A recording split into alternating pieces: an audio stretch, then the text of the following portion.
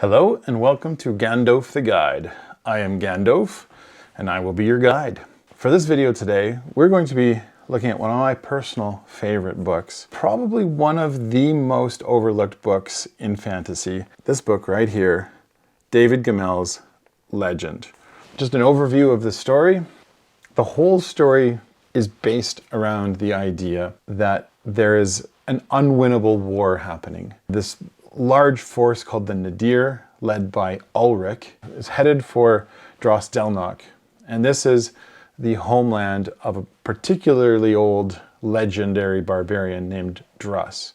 And Druss is often referred to as Druss the Legend or Deathwalker. Druss is by far the main character of the story. Other characters that are very important, there is a fellow by the name of Regnak, or Rek as he's often called. He's a bit of a wanderer at the beginning of the book, and over time he comes into his own. Without spoiling anything, if you've never read the book, well, go read the book. Druss's enemy, Ulrich, he is a Nadir warlord, and he has united the Nadir in battle, and this last location is their final hold.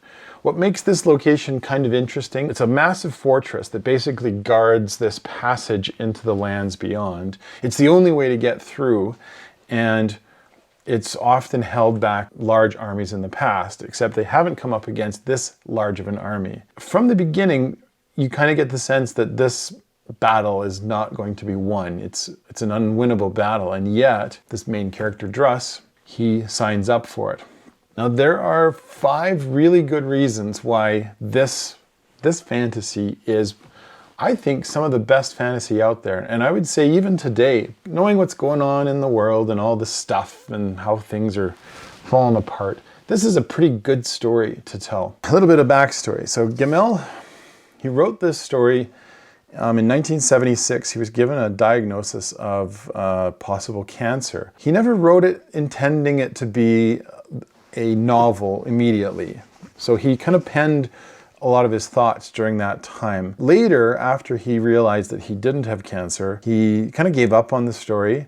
And it wasn't until several years later that somebody read it and was like, you need to publish this. You need to figure out a way to make this published. Even after he finally published it, he didn't really like it, which is kind of interesting. So let's just start with that. I mean, this story, what makes this story is that it's just got this very realistic backstory. So the stuff that Gemmell was processing at the time, that like rich, deep, personal meaning, is partly what informs the story, and it makes it such a real story. I guess that's why I was drawn to it after I first read it. It makes for good reading altogether. The story isn't this like attempt to try and hook you so that you'll buy more and do more. I like the fact that Gemmell didn't like it because a lot of people's least favorite works end up being what everyone else likes. So I think that's always cool. Second thing why this is perhaps one of the better or best fantasy stories of this time, it's what's called epic high fantasy. There's certainly a lot of magic and stuff that you just have to believe, and yet the characters are so relatable. Gemmell's influences were Lord of the Rings, big influence, Conan the Barbarian, and Louis L'Amour. And when you know that about the book, that kind of makes sense when you read this, okay? It has extremely relatable characters. Like I said before, the storyline is fantastic. You find yourself like kind of pulled into the story, and it is a page turner. You'll probably read the whole thing in 1 or 2 days if you're that kind of reader. It's not one where you can just kind of like, this week we'll be doing chapter 1. It's more like the kind of story that you want to just sit down and read the whole thing. A third reason why I love this story and why I think it's absolutely needed today, it has male characters in it that I think someone like me, an oaf like me, I can look up to these characters, and they're not like these epic perfect characters either. They have flaws, but their goodness is strong enough. Their integrity is the kind of integrity that inspires guys like me, oafs like me. So I read this stuff and I eat it up. Druss is, he's fighting a losing battle, but he's both kind and very bold. He inspires the other characters. So the character that Rek, I can't spoil what happens with Rek because if you haven't read it, you got to read it. But Rek is basically us watching Druss. And as Rek watches and is inspired by Druss, Rek, learns things about Rek and finds out what Rek needs to do. So I think that's another reason it kind of becomes personal as you read that, but not like over the top. It's not like, oh yeah, we're Rek. You kind of identify maybe with Rek or Druss, maybe, I don't know. And then of course the other character, even the enemy is someone to look up to. And that to me, I love that. I love that it didn't make the enemy out to be like pure evil and pure good. They're kind of a mix of all, and you can be inspired by any of them. So that's awesome. Fourth reason why this book is incredible, the dialogue is fantastic. Quite often the dialogue is delivered in a very realistic way. There's a lot of epic fantasy where everyone seems to talk like they were, they're still stuck way back in, medieval times.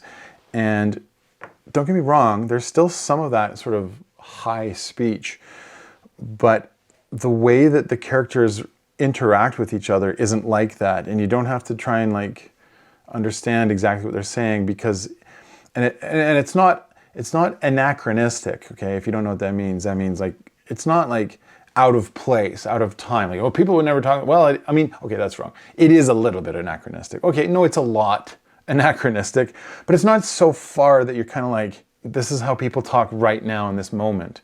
It doesn't pull you out of the story. I didn't find that I was pulled out of the story. There may be some that are, but I wasn't. I'll give you an example. So there's this great interchange near the beginning where Druss is in a bar and there's this one kind of younger guy who's kind of upset at Druss and he basically figures he can take him. He pulls out his sword in this attempt he's like basically trying to prod this, epic barbarian guy. I'll just read it. So he says, "Back off or draw your sword," Dorian told him. "I've had enough of these games. You think you were a warrior, old man? Then let us see you use that axe, because if you don't, I will put some air in your belly." "Boy," said Druss, his eyes cold, "think well upon this venture, for make no mistake, you cannot stand before me and live. No man ever has." The words were spoken softly, yet no one disbelieved the old man, except Dorian. That's the kid. "Well, we shall see. Draw your blade." Druss slipped Snagga, that's his epic axe, from its sheath, his broad hand curling around its black haft. Dorian attacked and died. Here's an example of the dialogue that I think works really well. This is an exchange between Rek and Virey, who is a woman that I won't spoil what happens between them, but they're out in the wild looking for food. Anyway, they have this exchange. You can hear the reality in this exchange. I think that's what I like about them. They just shot a rabbit and they're kind of arguing about how they're going to cook the rabbit. She says, "You better not ruin that rabbit. I don't like killing the things at the best of times, but at least there's a purpose if one can eat it." And Rek says, "I'm not sure how the rabbit would respond to that line of reasoning," said Rek. "Can they reason?" asked Virey. "I don't know. I didn't mean it literally." "Then why say it? You are a strange man." "It was just an abstract thought."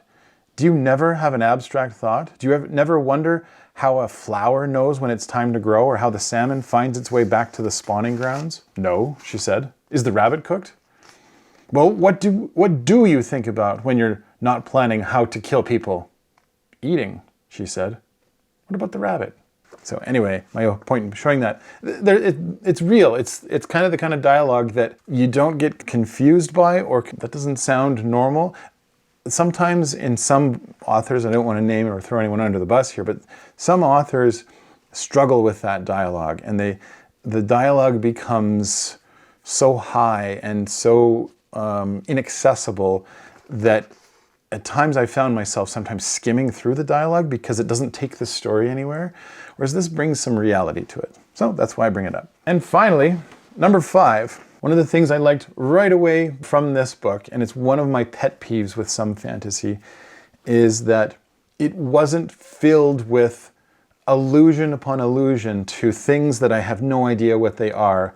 And it almost feels like, oh, don't worry, you'll figure this out eventually. I know that that's a strategy for a lot of fantasy writers. It's one of those things that it's a bit of a pet peeve of mine to feel kind of like inundated with allusions and then feel like you're kind of dumb for not knowing things. I'm not a fan of name dropping writers where they just drop the names and you're supposed to figure that out or go research it, or, you know, oh, weren't you paying attention this whole time? That's that city we referenced one time in chapter 1 and now we're there. It's like, I can't remember that far back and it was really quickly when it was mentioned. So this doesn't feel like that kind of a story where you have to be like on your toes and like keeping notes or anything like that.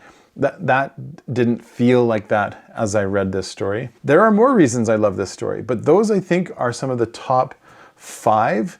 I will say as kind of a bonus thing on the side here, this story actually got me like it hit me hard. It was an emotional story, and revisiting the story even hits me even more. Since I read this story, from the time I read this story and to now, I've actually had cancer myself, and it's passed and I'm fine, but it's the kind of story that it teases with that idea of, you know, what's it like to fight a losing battle, feeling like everything's against you, and how do you stand up to that? What are your final moments like when that comes? That's what makes this story amazing. Hey, so if you like this, you know what? You can check out all of the currently non-existent videos because this is the first video I'm putting on this channel. There you go. But if you do like it, you know what to do. You've probably already figured that out. See ya.